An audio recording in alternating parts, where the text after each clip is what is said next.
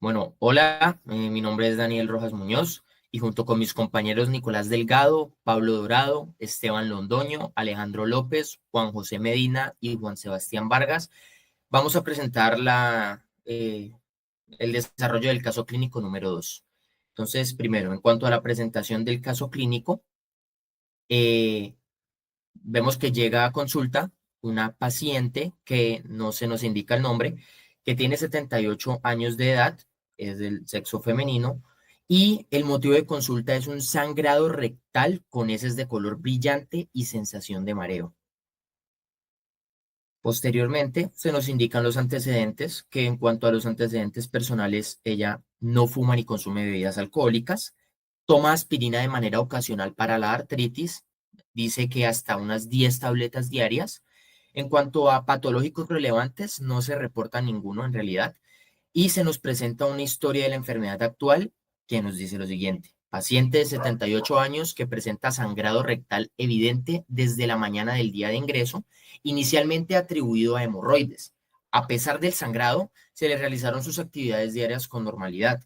Durante la tarde, el sangrado persistió y al llegar la noche, la paciente comenzó a experimentar mareo, palidez, sensación de frialdad y ansiedad, motivo por el cual su hermana fue la que la llevó al servicio de urgencias. En la exploración física, al ingreso, a la paciente la encontramos con un estado de ansiedad, la encontramos pálida, fría y un tanto mareada. En cuanto a sus signos vitales, se le toma la presión arterial. Estando acostado era de 90/60 y estando de pie era de 75/45. Y la presión cardíaca, cuando la paciente se encuentra acostada, es de 105 pulsaciones por minuto, mientras estando de pie es de 135 pulsaciones por minuto.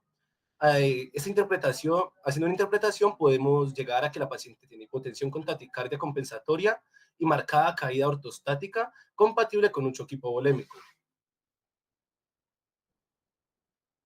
En cuanto a la evolución de la paciente, al día siguiente presentó una mejoría clínica significativa.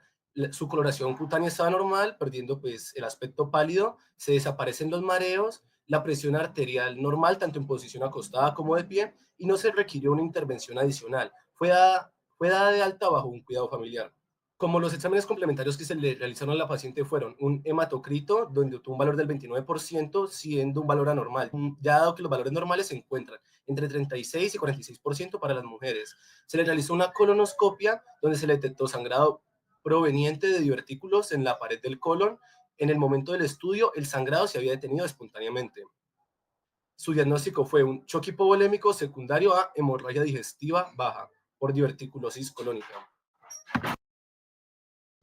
En cuanto al tratamiento y evolución, se inició hidratación con solución salina intravenosa, se realizó tipificación sanguínea y pruebas cruzadas para transfusión, se administraron 2 unidades de sangre completa y se mantuvo en observación con vigilancia de signos vitales y producción urinaria. Bueno, ya vimos que este caso corresponde a un choque hipovolémico. Vamos a explorar un poco de la fisiopatología. Pues específicamente vamos a poder ver, pues sí, representa un choque hipovolémico por pérdida de sangre en la hemorragia diverticular y la respuesta fisiológica va a ser una taquicardia compensatoria y la hipotensión ortostática. Se mencionaba en el caso que la paciente consumía aspirina y más adelante vamos a ver por qué esto pues resulta problemático en el desarrollo de la hemorragia. Y se hizo un manejo con reposición de volumen y también una transfusión sanguínea.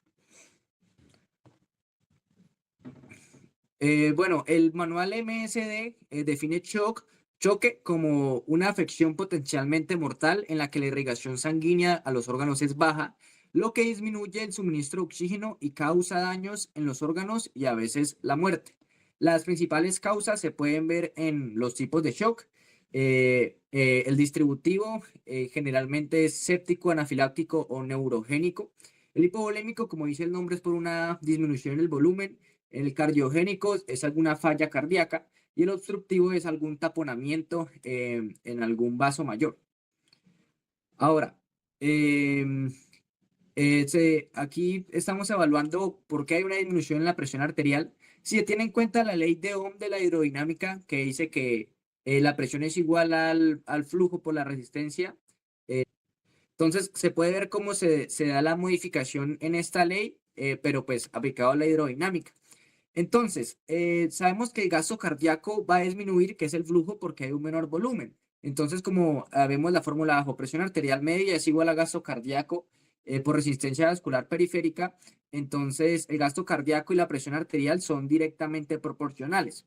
Entonces, va a haber una pérdida de volumen sanguíneo que va a llevar a un menor retorno venoso. A su vez, un menor volumen telediastólico, un menor volumen sistólico, un menor gasto cardíaco.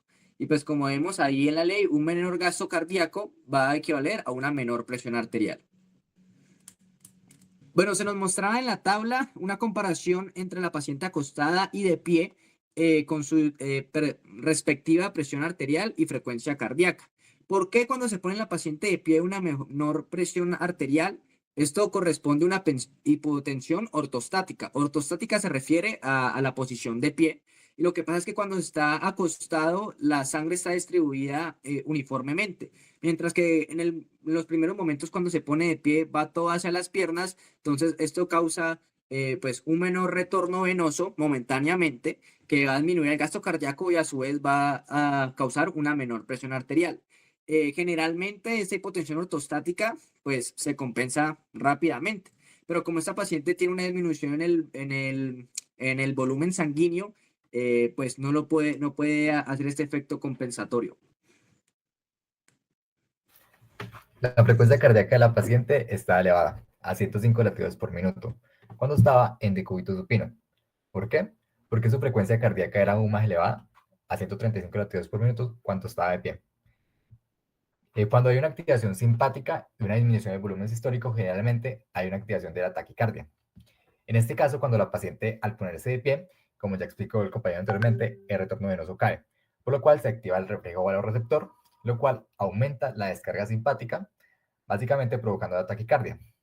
Esto se refleja en que su frecuencia cardíaca sube, pasando de 105 pulsaciones acostada a unas 135 ya estando de pie. Pregunta 5. Si se hubiera medido la presión venosa central y la presión de los capilares pulmonares, esperaría que sus valores se hubieran aumentado, disminuido o igualado a los de una persona sana.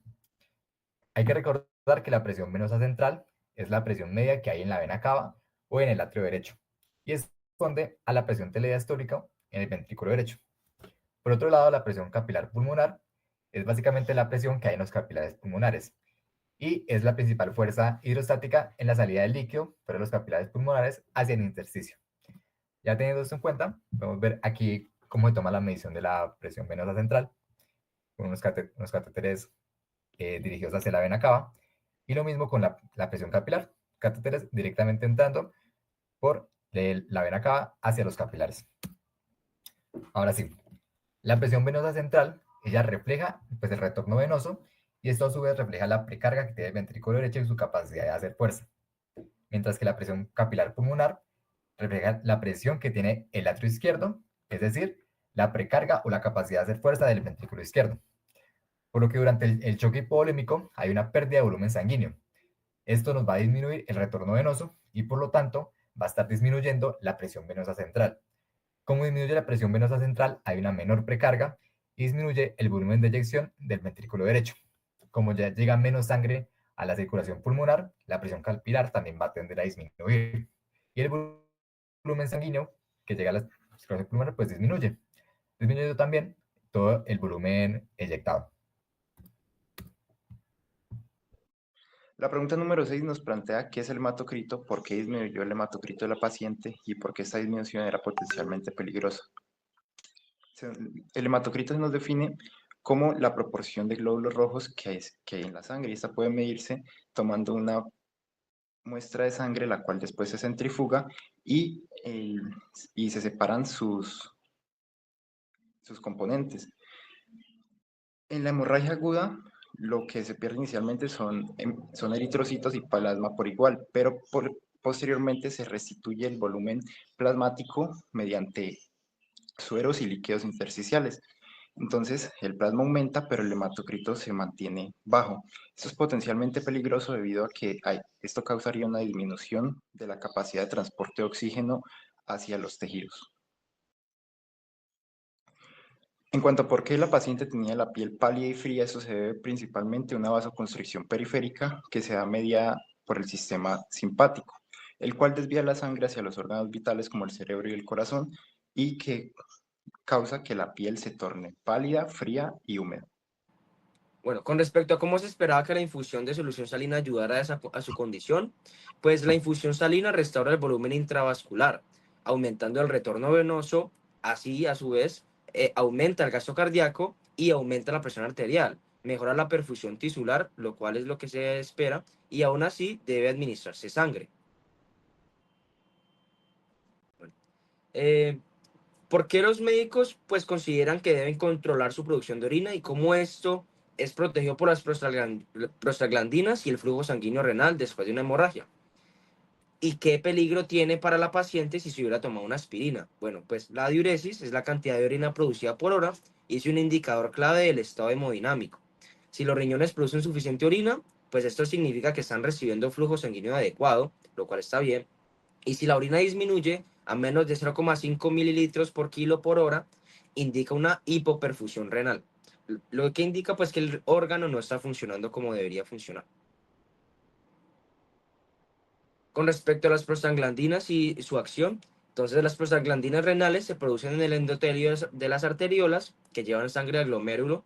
Durante una hemorragia, cuando hay una vasoconstricción generalizada, las prostaglandinas vasodilatan selectivamente la arteriola aferente, manteniendo el flujo sanguíneo, e impiden que la perfusión renal caiga demasiado.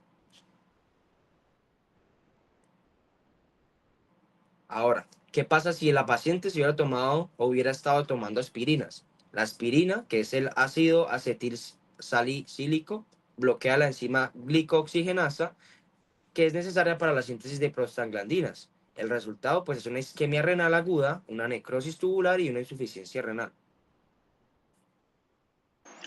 Bueno, para responder a la pregunta de por qué es útil la dopamina en dosis bajas en el tratamiento del choque hipovolémico, debemos comprender que como un mecanismo compensatorio de la pérdida de volemia, vamos a hacer una vasoconstricción general para que ese volumen que está disminuido pueda distribuirse a lo largo de todos los tejidos tisulares del organismo.